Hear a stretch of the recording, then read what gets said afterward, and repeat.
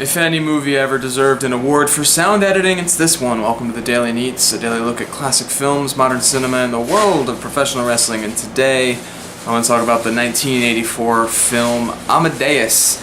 I've known about this movie for a while, but it never really hit my list.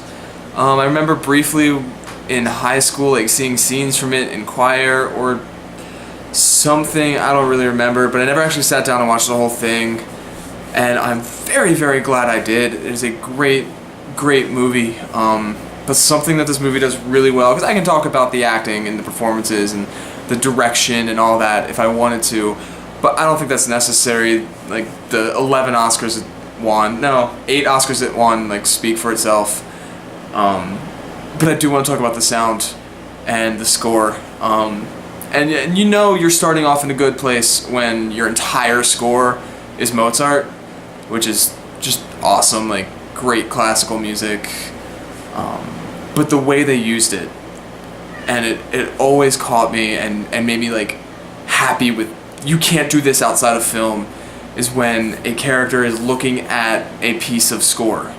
When Salieri is looking at Mozart's portfolio, and every time he turns the page, the score changes to whatever he's looking at, and you can see him hear the music in his head, and you're hearing it with him by watching the movie. And it's especially in that late scene where Mozart is dictating his Requiem to Salieri, and he's hearing it in his head, and the music is building in his head, and each vocal part is appearing in its head as he's saying it, and putting it down on paper. And it's just such a smart use of sound in film, and not enough movies use sound that well. Granted, it's a biopic about a composer, so you have that more leeway to use this sound in that way, but it's still so well done and appreciated.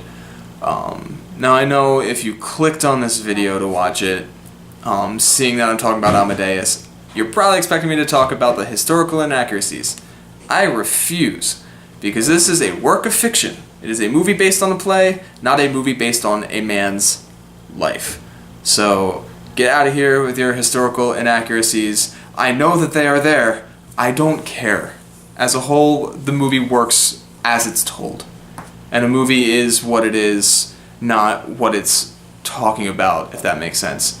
Like I talked about The Big Short a few weeks ago, and how the movie itself pointed out its own historical inaccuracies in dialogue. I know Selena Gomez didn't really make a $10,000 bet at a blackjack table. Okay, maybe that one did happen. Margot Robbie never told me about the housing crisis while in a bubble bath. So I know that's not historically accurate, but it's fine because it's a movie and you understand that. I don't know why everyone brings that up with movies like Amadeus. It's a movie. It doesn't have to be a historical record. It's a piece of entertainment. Doug Walker said it better than I could. He did a piece a few weeks back about Amadeus. So go check that out if you are really butthurt that I'm not mentioning that Salieri didn't actually hate Amadeus. Thanks, Lisa Simpson.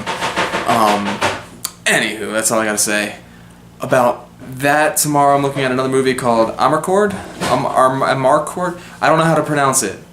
I want to say Armor Core, but I know that's not it. That's a video game. Amarcord.